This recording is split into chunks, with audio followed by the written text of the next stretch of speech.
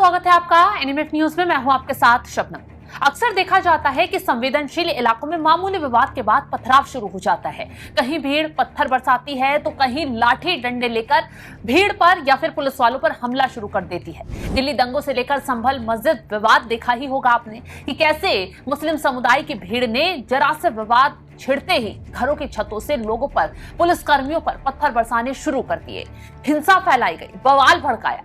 सवाल खड़े हुए कि इतने पत्थर आखिर कहां से आए थे। खुलासा हुआ कि पहले से छतों पर ये पत्थर साजिश कर इकट्ठा किए गए थे ताकि ऐसा कोई बवाल भड़के और उसके बाद पत्थरबाजी कर हिंसा फैलाई जा सके।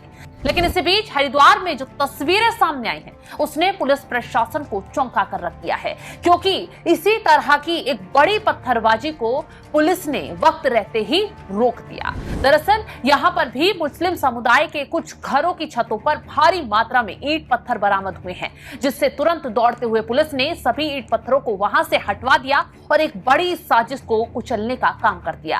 पुलिस की सख्ती और इस कार्रवाई के बाद सवाल यही उठे कि क्या हरिद्वार में किसी बड़ी पत्थरबाजी की घटना को अंजाम देने की साजिश रची जा रही थी? क्या कोई बड़ा बवाल भड़काने का प्लान किया गया था और कैसे पुलिस इन पत्थरों तक पहुंची? दरअसल हुआ ये कि हरिद्वार जिले में पथरी क्षेत्र के गांव दोड़ाहेड़ी में हाल ही में हुए खूनी संघर्ष फायरिंग की घटना के बाद पुलिस ने सर्च ऑपरेशन चलाया, क्योंकि ये घटना बहुत गंभीर थी।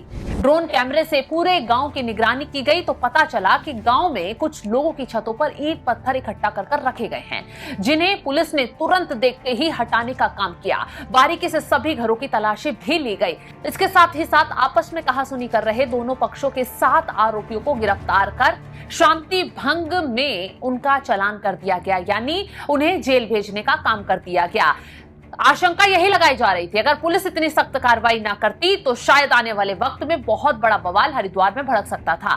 पुलिस के मुताबिक बीते 23 जून को गांव बोड़ाहेड़ी में आजम वसीम पक्ष के बीच पानी के विवाद को लेकर खूनी संघर्ष हुआ था। दोनों पक्षों ने एक दूसरे के घर में घुसकर हमला, ताबड़तोड़ फायरिंग की और एक ही दूसरे पर गंभीर लगाए गए। दोनों पक्षों की तहरीर पर 18 नामजद समेत 30 लोगों के खिलाफ संबंधित धाराओं में मुकदमा दर्ज किया गया था। इस पूरे मामले में पहले पक्ष के 2 आरोपियों को पहले ही गिरफ्तार कर जेल भेजा जा चुका है। घटना के दौरान दोनों पक्षों द्वारा छतों से एक दूसरे पर पथराव भी किया गया था और उसी दौरान बड़ी संख्या में, बड़ी मात्रा में ये ईंट पत्थर छतों पर इकट्ठा कर रखे हुए थे। इसे देखते हुए वरिष्ठ पुलिस अधीक्षक के निर्देश पर थाना प्रभारी रविंद्र कुमार के नेतृत्व में पुलिस टीम ने गांव में बड़े लेवल पर सर्च अभियान चलाया। ड्रोन कैमरों की मदद से छतों की निगरानी की गई और जब तस्वीरें सामने आई तो पुलिस प्रशासन दहल उठा, क्योंकि जिन मकानों की छतों पर ईंट पत्थर रखे मिले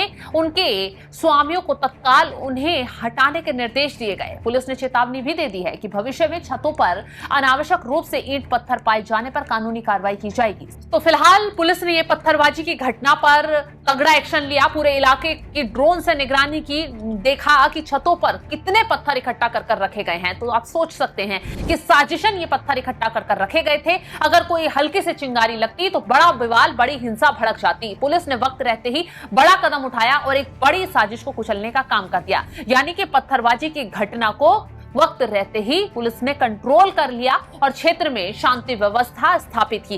पुलिस की चेतावनी साफ है, अगर किसी ने भी शांति भंग करने की यहां कोशिश की, पथराव की अगर किसी ने सोची भी या फिर कोई भी बवाल भड़काने के लिए साजिश रची गई तो फिर उसका अंजाम बहुत खतरनाक होगा।